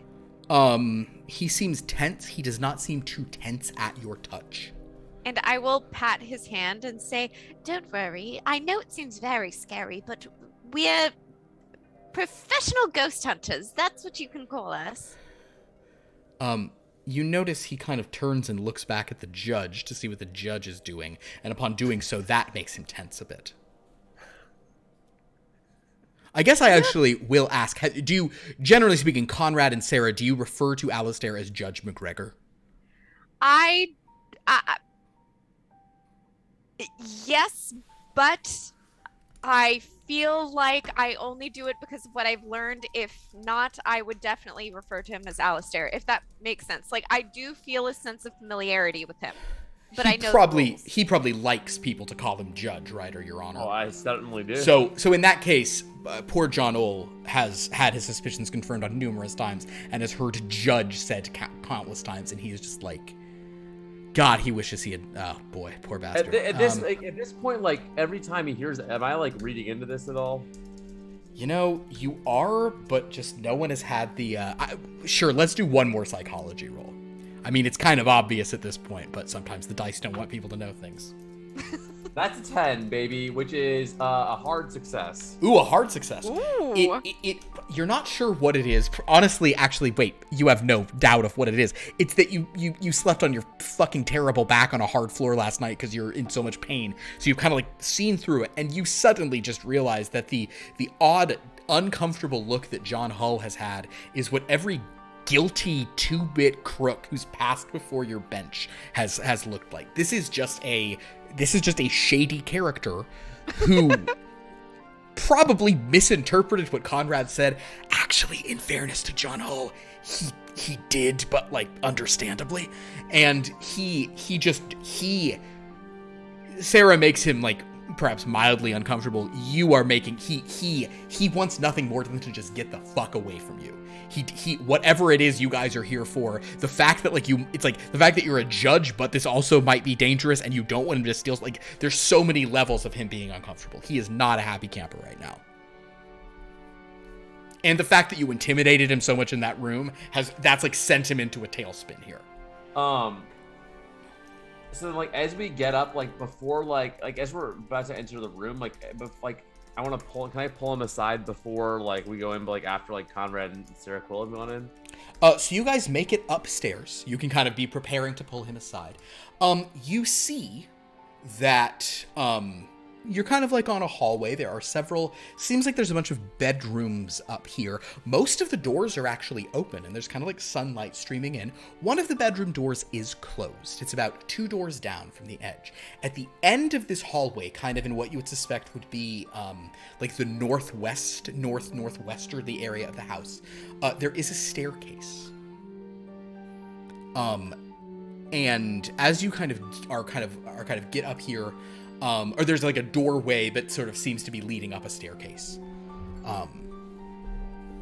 That is kind of what you see when you arrive. There's one door closed, the rest are open, and there's like a door at the end that sort of leads up in some direction. Do we have I'm any? sorry, Go to ahead. clarify something, when I went a little mad, that was like in a hallway, like right at the edge of some stairs, Yeah, right? so this is probably like right when you're at the top of the stairs is probably a little creepy for you, correct? Yes. Okay. So I will like pull on John's arm just instinctively. He's a pretty sturdy guy, so yes, you do feel he kind of like he again looks at the judge as you tense on his arm, and he just kind of moves more quickly, and he doesn't want to pull away from you, but there's certainly a sense of he's not having a good night. This poor bastard. Conrad, you're up there though. Yeah, so you see there's probably like 6 rooms up here, 6 doors before you get to that hallway kind of on the far side. And the door appears to be only one is closed. There's another doorway at the far end. I just try to yell back down to the butler and say, which way?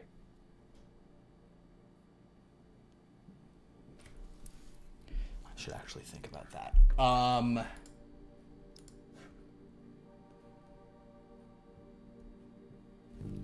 will roll for it for him. You don't hear too much downstairs. I check if there's any more cotton in my ears.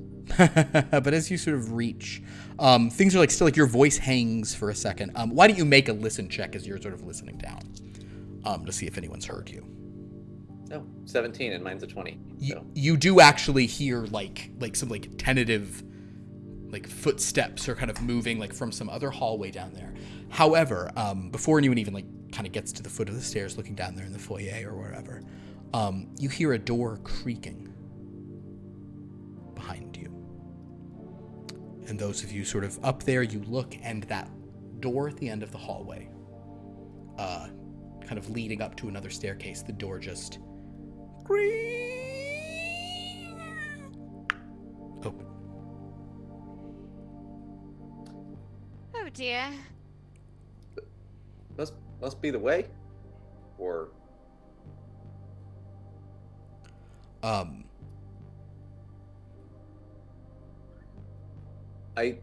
want to just kind of check it out.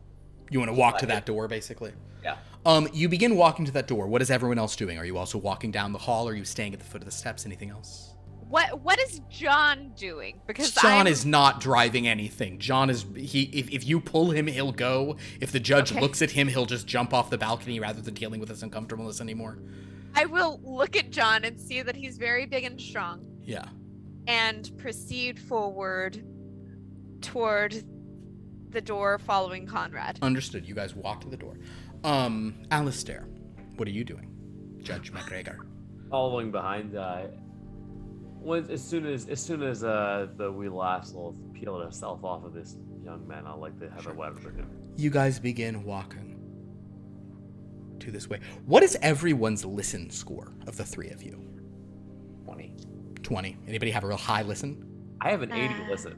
You know, 20. It's your sharp ears, you can hear. So judge. Also, you're in the back, so this makes sense.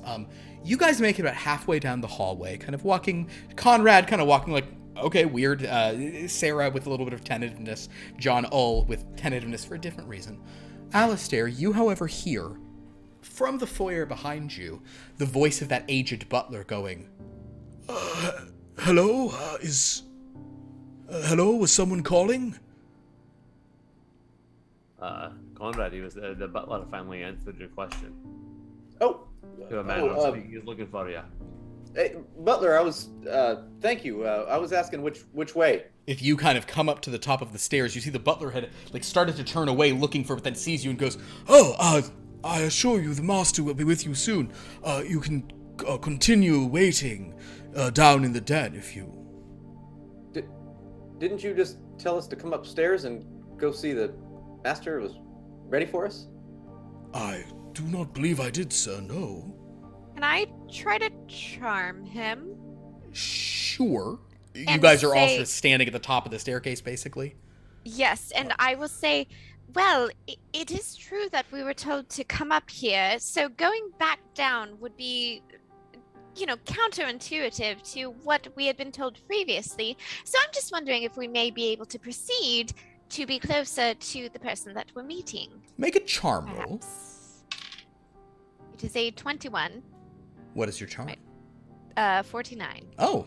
Or, I'm sorry, 99. But my... 99? That's very good. Yeah. So, a hard success. She's very charming. I mean, what can be said?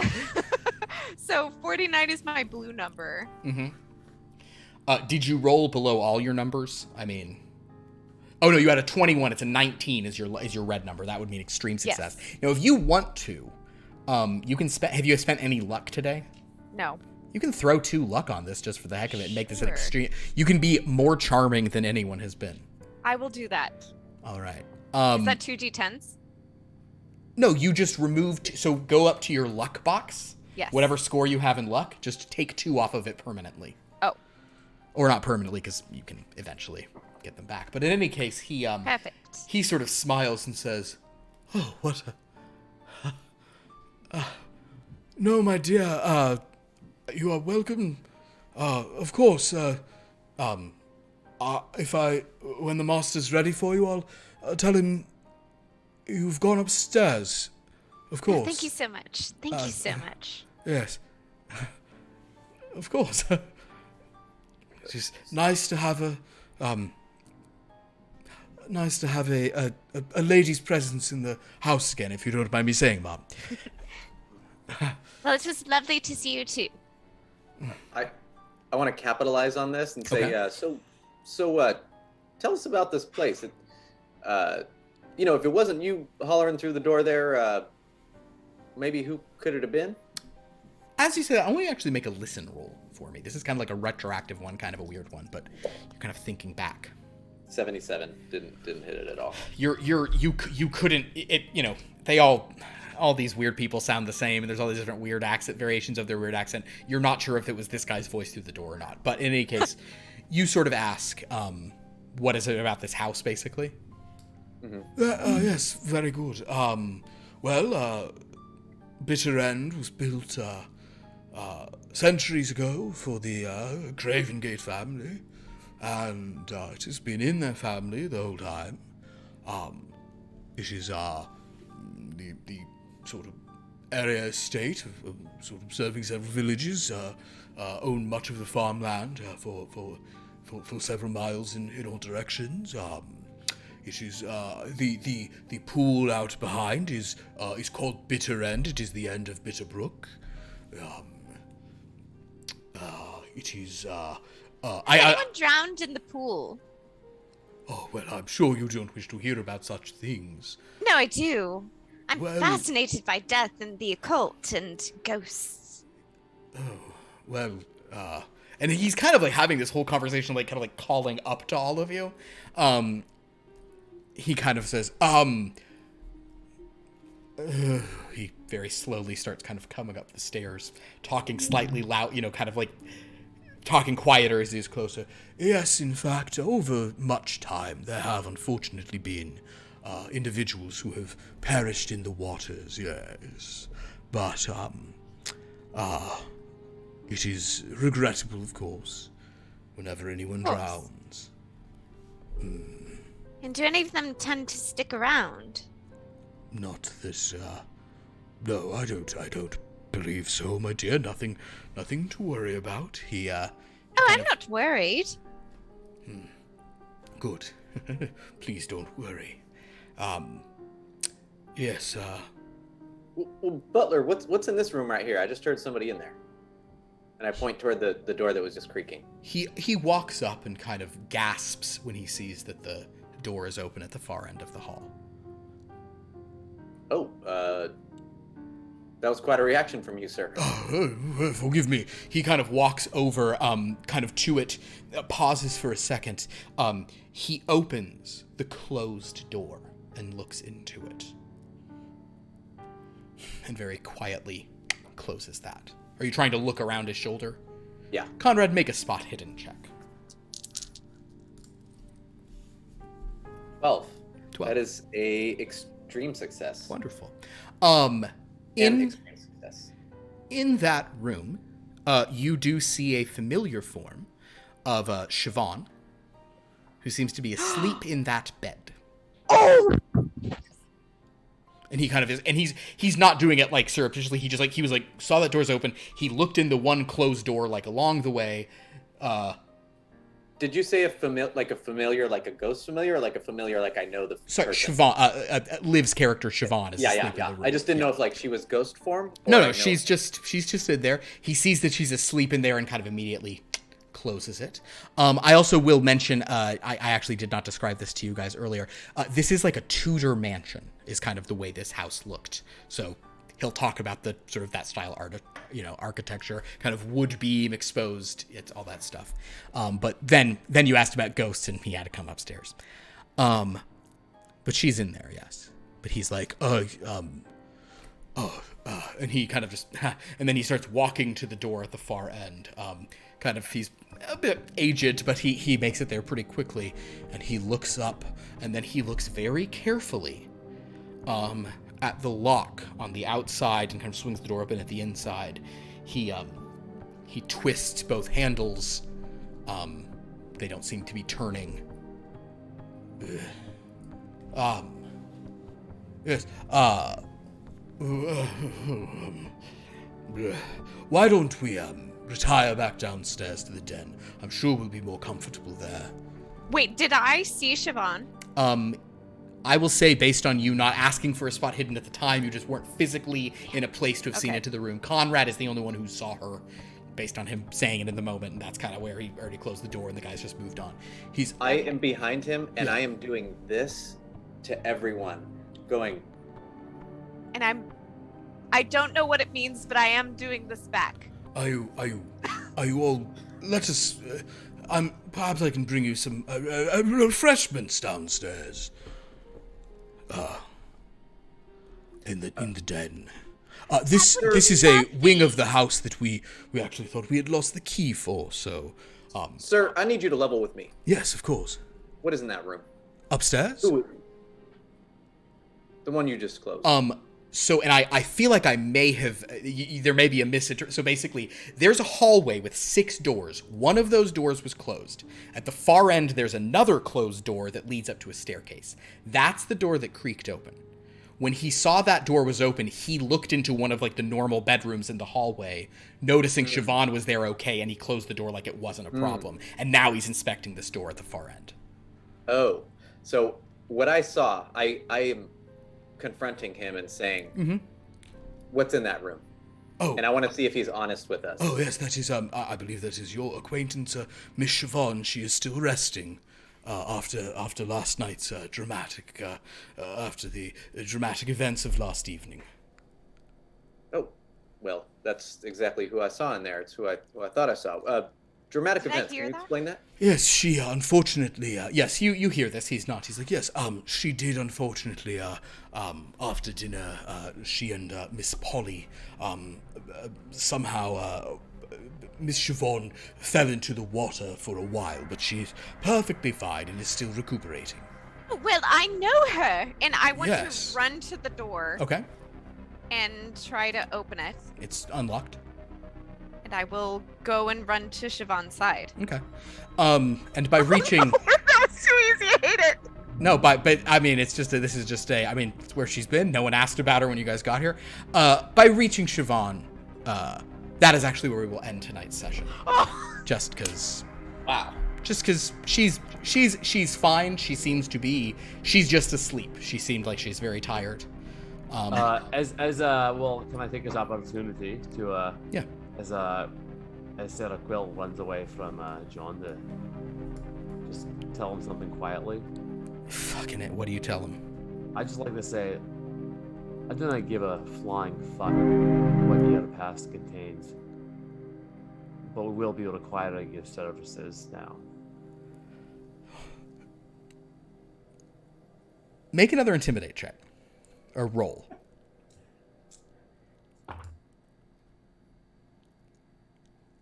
That's the 74, so it's a good thing my intimidate is an 85. He just kind of goes, okay. He's just, at this point, Alistair, with your fairly good hearing, you hear a ripping sound as he's just accidentally, like, torn his hat a little bit, just out of nerves of his giant mitts just crumpling it out in his hands. And with that... you have now sort of caught up with our dear Siobhan. Do you all go into that room where she's asleep? I guess I mean, you don't have to. Sarah's kind of trying to wake her up. We'll get to what happens there. I'm not trying to wake her up. Oh, you're not? Okay. Here. I'm caressing her face and making sure she's comfortable, sorting the blankets out. She's perfectly comfortable. Okay. I'm at the door because I don't just rush into a ladies' room. That makes sense. Yeah, it would be a lot if everyone just runs in.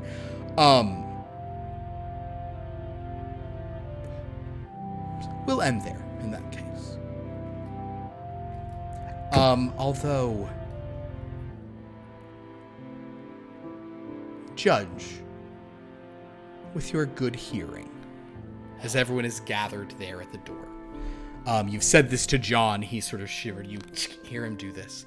Everything's awkward. The butlers kind of come there. He's sort of standing yes, I believe she's perfectly well. Judge, you hear a very, very faint creaking sound coming back from where that door is.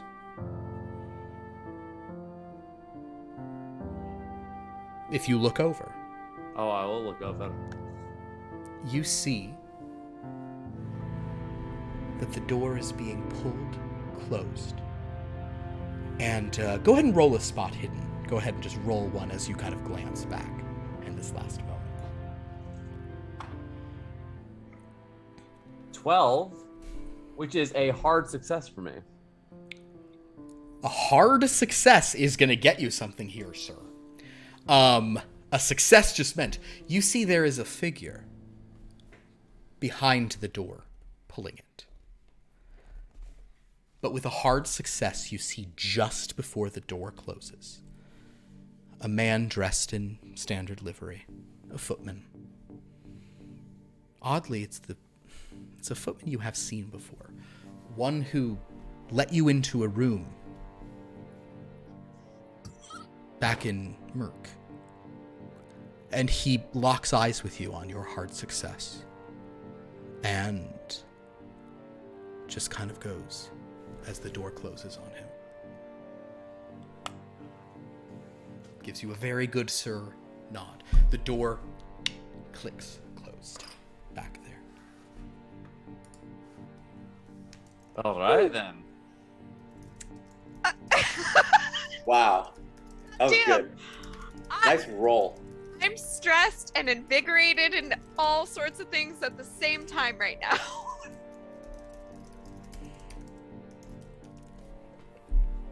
That was some great stuff. I will say Conrad calling out for the guy that made stuff. There was a lot of things where I was like, this could really go some directions. That was great. Well, very good, guys, everyone. Well, I believe we have at least kind of recovered Siobhan at this point. Let's go ahead and who has succeeded at things today? And Sarah Quill, but not great. you did succeed at your painting. If you did not click the box there. Oh, in a great way? Well, no, but you had a success rolling your art, right? Wait, any success you get a checkbox? Anytime you succeed at a skill, unless you use luck to make it, I thought you get to click. I know you've said this a million times, but I not don't a million. listen. This is also true, but I haven't said it a million. We're new to this game. It's fine. Yes, That's the fair. way this works is whenever you get a success So charm, I also did. You did charm. Now, the charm, interestingly, I believe on that one charm, you used luck to make it an extreme success, right? That's true. So if you ever use luck to make the In success any of thing, capacity. you don't get to check Fair. the box. You also, if you've already Very checked the fair. box, you don't get to check it again. That's basically an instance of you're very charming, but what really put you over the edge on Thank that you. guy and let him just say, sure, stay up there, whatever, is the fact that you really look like his granddaughter or some nonsense. That's the idea. I get that a lot. Well, there you go. That's what makes you so charming. You got granddaughter face. Let's Alistair, why don't you go first? What have you checkboxed? First I have my intimidate. Intimidate. Ooh, yes, you got to roll above an 85. So that is the thing. Once you get good at these things, it's 93, baby. Let's go. Roll the D10. Improve that intimidation. Ooh, man. 10. 95 intimidate. Look at this guy. All right, let me uncheck that box.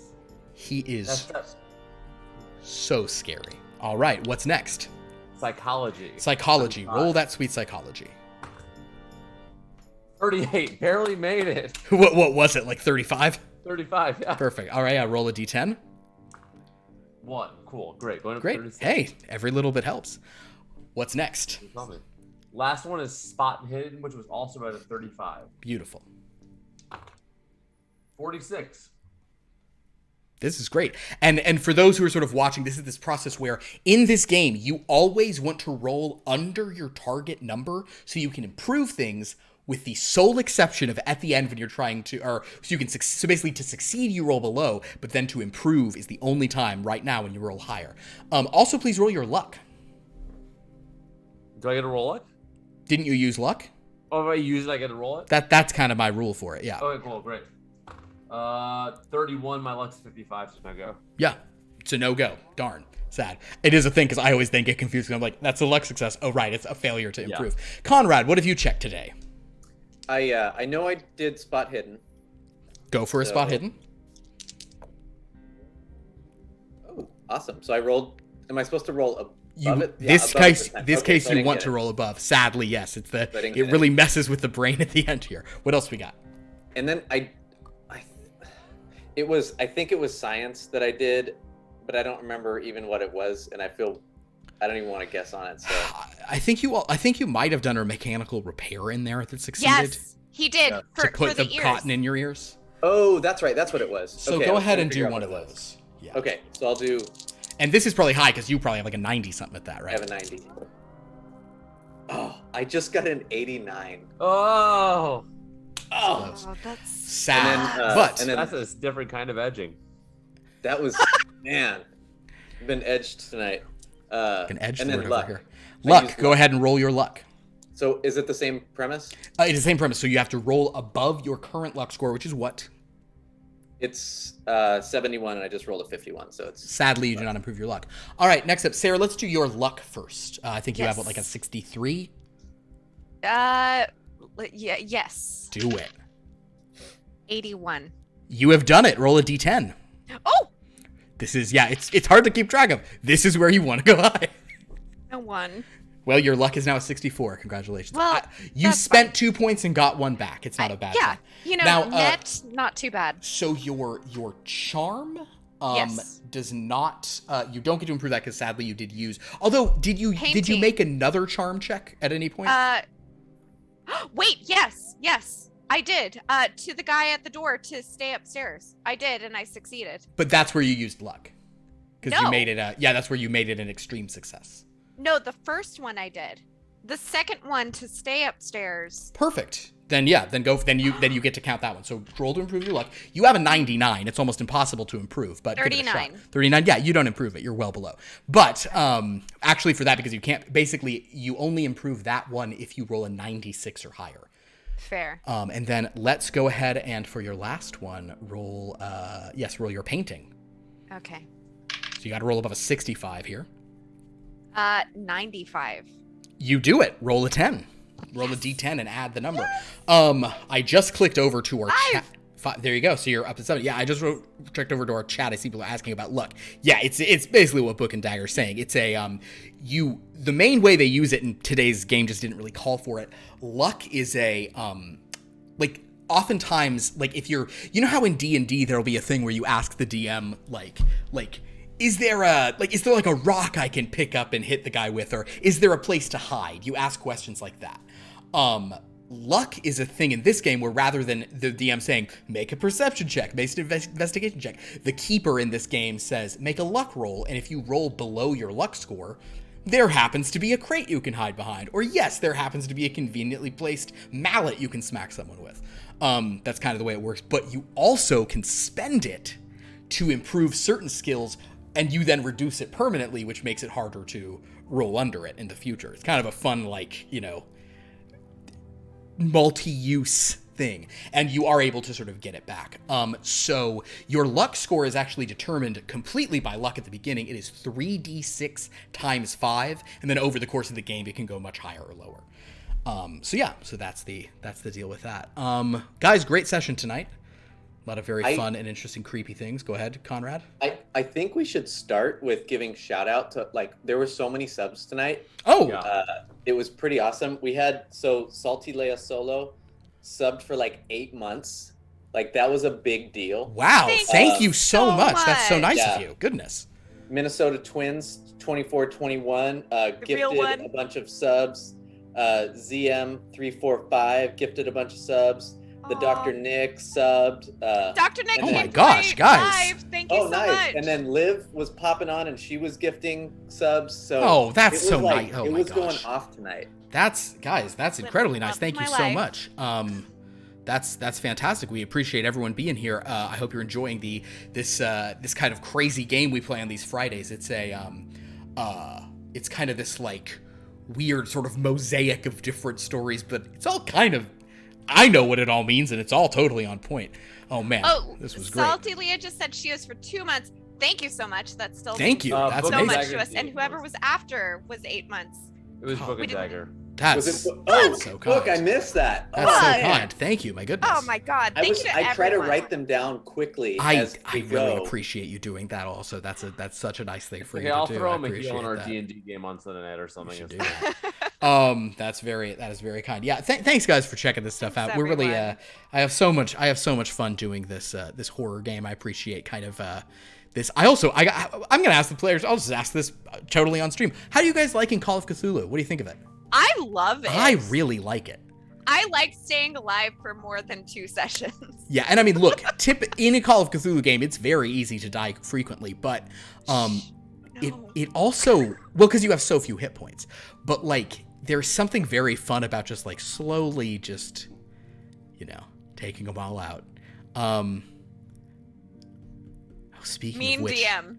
For the person in the chat who was like, Shoot. oh, so this is like this, but with Speaking a of mean DM. which, yes. I guess there is one last thing we should end this with, so I don't forget for next time.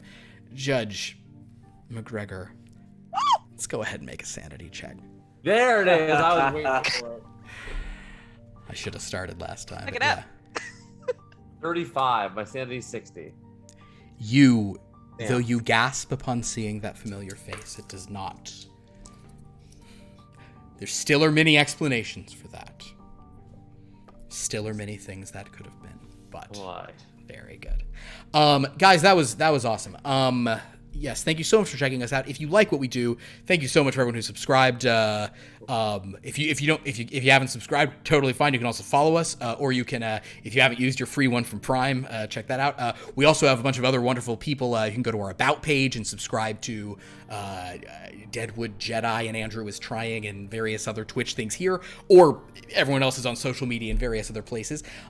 If you enjoy different kinds of games, you should check us out on Sundays for Here Be Dragons, which is popping off in a very different way. The players in that are dragons. They're all now technically Wargons because they inadvertently became half warlocks to a little archfey, so that's some shenanigans going on there. Then on Mondays we have Wellness Beyond the Witchlight, which is I'm in that.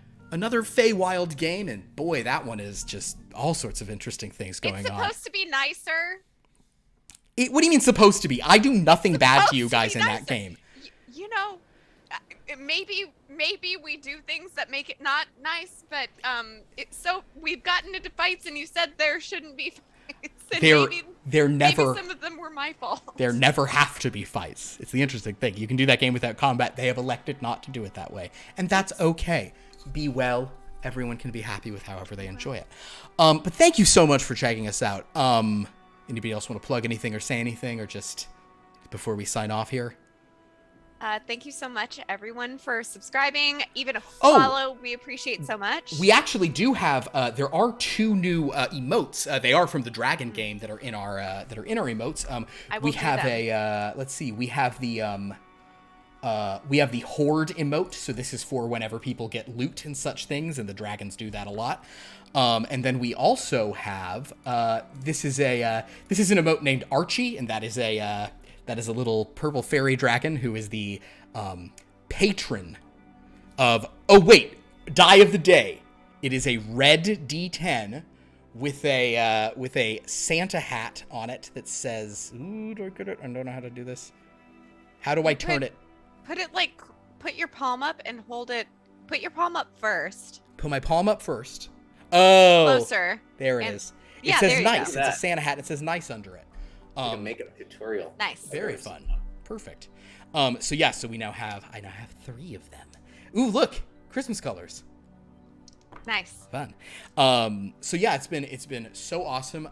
We will see. If you don't know about these things, we don't know if there's a naughty counterpart yet. It's from an advent calendar.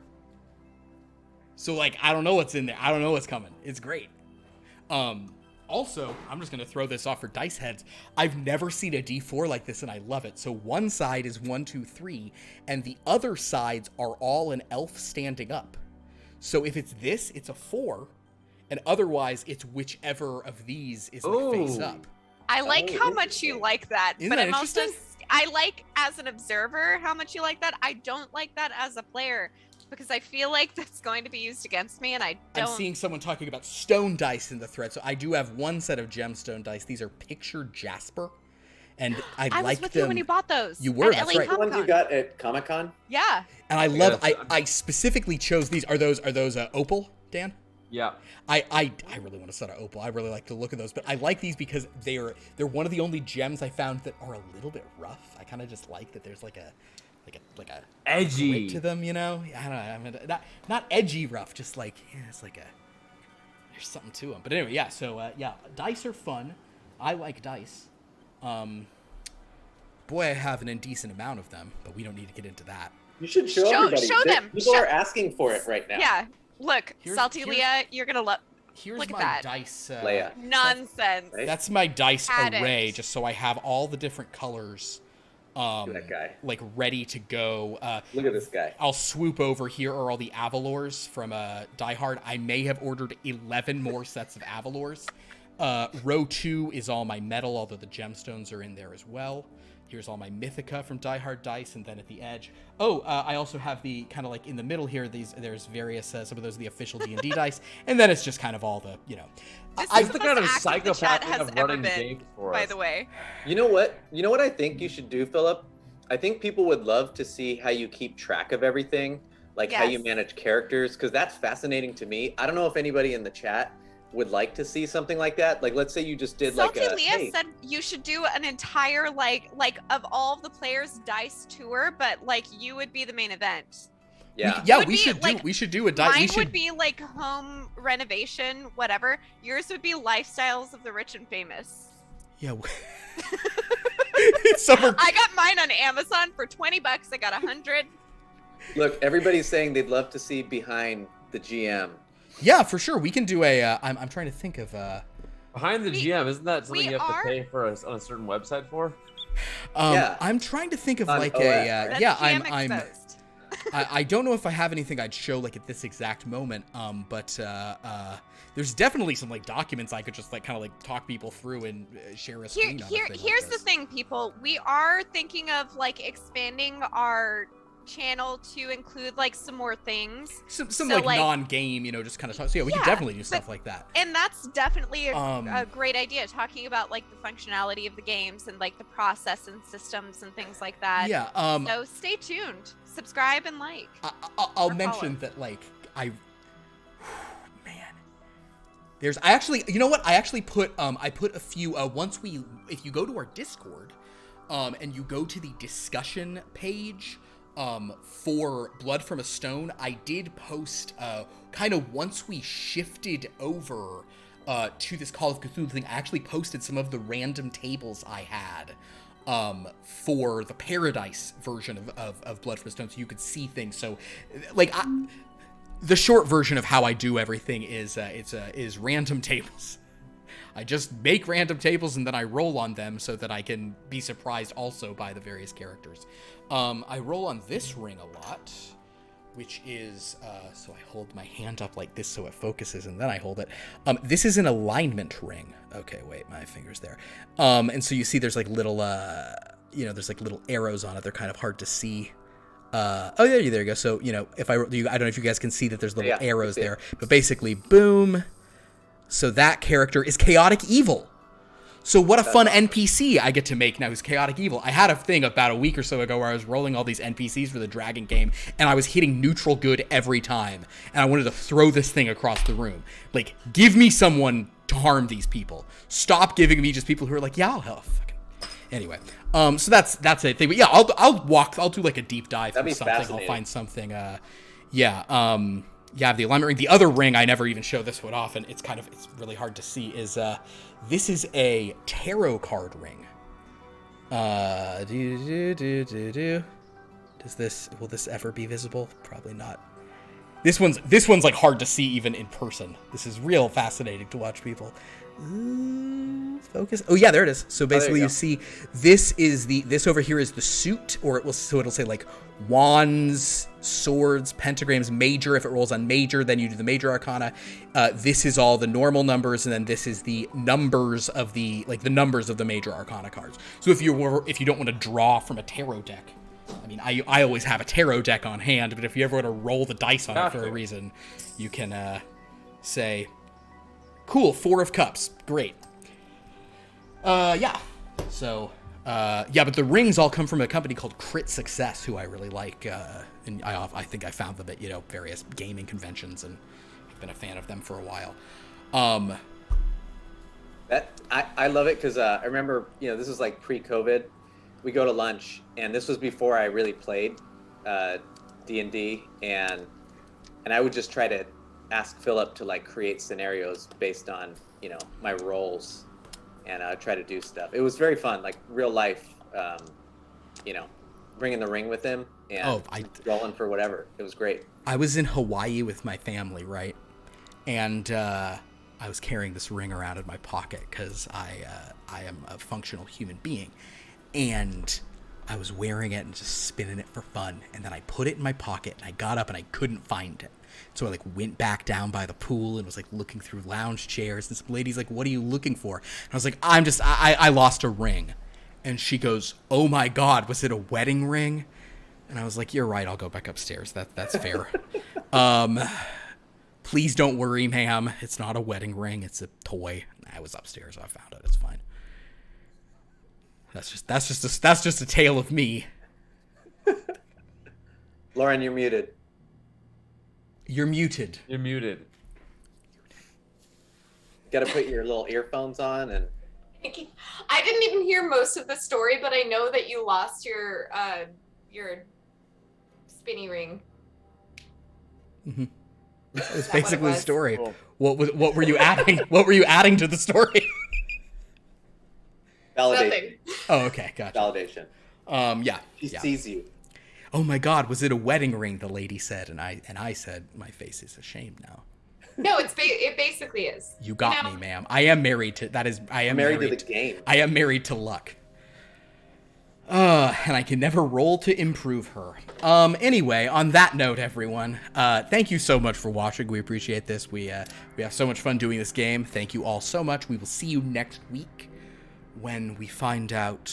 Maybe the groups will tell one another various things they've learned in the interim. Learned or seen or heard or feared. But our characters will not know anything. Well, you guys may be able to put some things together now, that depending on how much Siobhan will share with you and depending on what you will share with her. Now John Hull is here. Polly's splashing around somewhere, but we'll get to that later. In any case, thank you so much for watching, and until next time, have a dreadful night. Goodbye.